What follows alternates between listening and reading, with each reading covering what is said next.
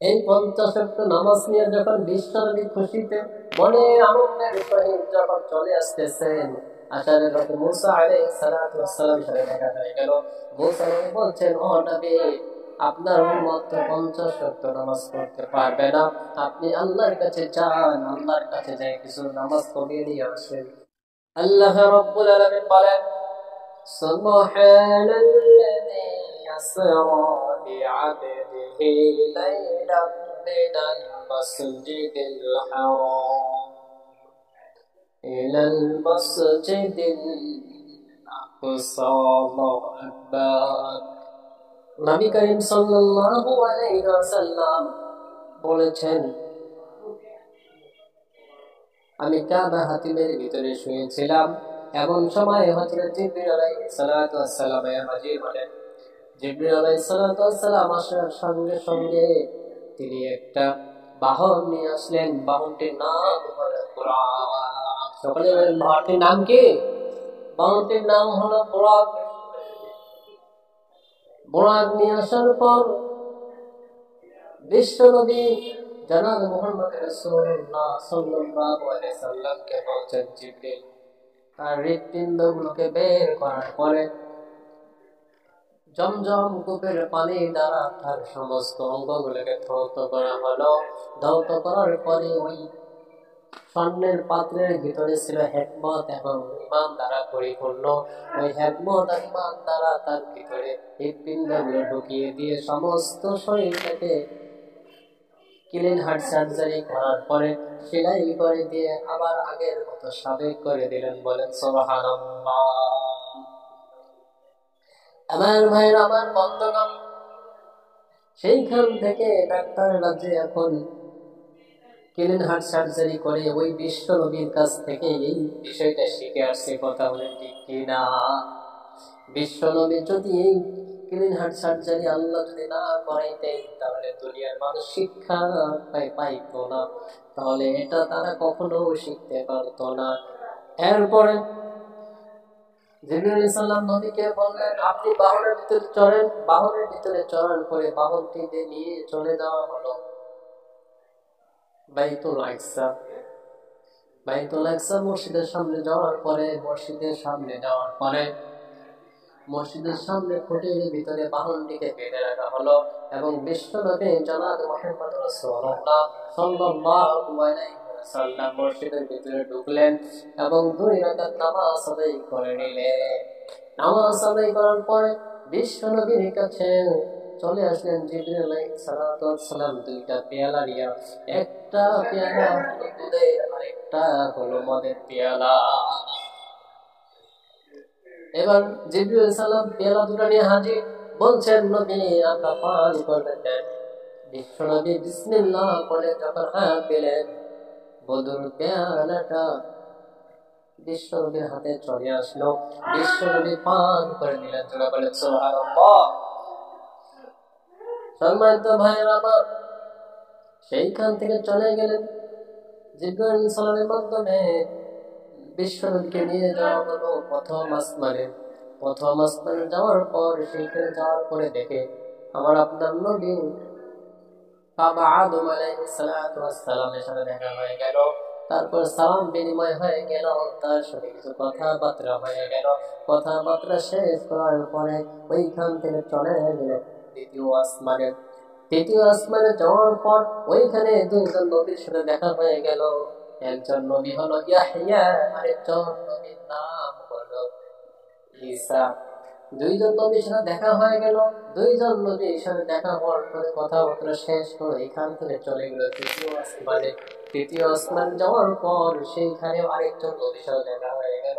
ততরূপ একই রূপে তার সাথে কথাবার্তা বললো। তারপরে চলে গেল চতুর্থ আসমানে। চতুর্থ আসমানে যাওয়ার পর আরেকজন নবীর সাথে দেখা হয়ে গেল।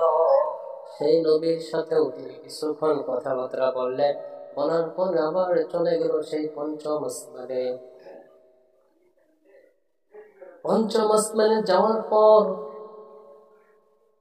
বিশ্বনবী জনাব মুহাম্মদ রাসূলুল্লাহ সাল্লাল্লাহু আলাইহি সাল্লাম আরেকজন নবীর সাথে দেখা হয়ে গেল। তারপর সেখানেও কিছু সময় ব্যয় করার পরে চলে গেলেন ষষ্ঠ আসমানে। সুবহানাল্লাহ। ষষ্ঠ আসমানে যাওয়ার পর এমন একজন নবী, যে নবীর সাথে, যে নবী আল্লাহর সাথে কথা বলতেন, সেই নবীর সাথে দেখা হয়ে গেল। বলেন তো নবীর নাম কি? মুসা কালিমুল্লাহ। হযরত মুসা কালিমুল্লাহর সাথে দেখা হয়ে গেলেন, বিশ্ব নবীর সাথে পরিচয় হয়ে গেলেন, সালাম বিনিময় হয়ে গেলেন, বন্ধুত্ব গভীরতা হয়ে গেল। কথাবার্তা শেষ করে তারপরে চলে গেল সপ্তম আসমানে। সপ্তম আসমানে যাওয়ার পর সেইখানে আমাদের জাতির পিতা হযরত ইব্রাহিম খলিলুল্লাহর সাথে দেখা হয়ে গেল। সুবহানাল্লাহ। যা দেখার পর ইব্রাহিম খলিলুল্লাহ মসজিদের ভিতরে বসে আছেন, তার সাথে কথাবার্তা হয়ে গেল, সালাম বিনিময় হয়ে গেল। ওইখান থেকে আল্লাহ ফেরেশতা নিয়ে চলে গেলেন সিদরাতুল মুনতাহায়। সিদরাতুল মুনতাহায় যাওয়ার পর, সেইখানে যাওয়ার পরে দেখলেন এমন একটি গাছ বিশ্বনবীর চোখে পড়লো। সেই গাছটি দুনিয়ার হাতির কানগুলো যে আছে, কানের মধ্যে গাছের একটা করে পাতা এত বড় বড়, আর এই গাছের ফলগুলো হলো দুনিয়ার কলস যে আছে, কলসের মতো বড় বড়, এত বড় ফল। এগুলো দেখে বিশ্বনবী অবাক হয়ে গেলেন। সেখান থেকে সফর শেষ করে তাকে নিয়ে যাওয়া হলো জান্নাত এবং জাহান্নামে। জান্নাত জাহান্নাম সফর করে আসলেন। জান্নাত এবং জাহান্নামের অধিবাসীদের সাথে কথাবার্তা বললেন, বলার পরে তাদের দেখা সাক্ষাৎ শেষ করে যখন চলে আসলেন, আসার পর আল্লাহ পাক রব্বুল আলামিন বিশ্বনবীকে 50 ওয়াক্ত নামাজ উপহার দিলেন। সুবহানাল্লাহ। বলেন তো কয়েকটা নামাজ উপহার দিয়েছেন? সেখান থেকে বিশ্বনবীর কাছে 50 ওয়াক্ত নামাজ যখন উপহার দিল, বিশ্বনবীর মনের খুশিতে আনন্দের সহিত চলে আসতেছেন। আসার পরে সপ্তম আসমান পেরিয়ে যখন ষষ্ঠ আসমানে চলে আসছেন, তখন হযরত মুসা আলাইহিস সালাম দেখা হয়ে গেল। তিনি বলছেন, ও নবী, আল্লাহ পাক রব্বুল আলামিন আপনাকে ডেকে নিয়ে যে কি উপহার দিলেন। আল্লাহ পাক রব্বুল আলামিন খুশি হয়ে আমাকে 50 ওয়াক্ত নামাজ উপহার দিয়েছে। সুবহানাল্লাহ। জোরে বলেন সুবহানাল্লাহ।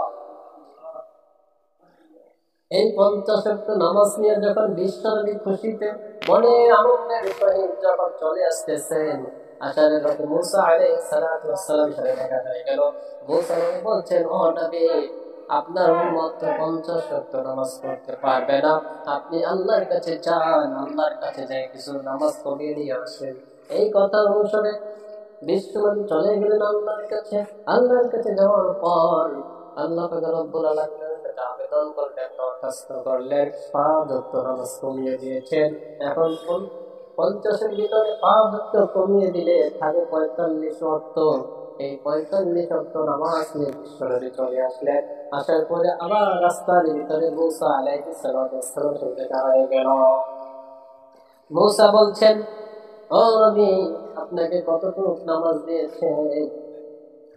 এবার নবীজি বলতেছেন, আমাকে 5 ওয়াক্ত কমিয়ে 45 ওয়াক্ত নামাজ দিয়েছেন। এবার মুসা নবী বলছেন, না, এই 45 ওয়াক্ত নামাজ আপনার উম্মত পড়তে পারবে না, অতএব আপনি আবার যান, আবার কমিয়ে নিয়ে আসেন।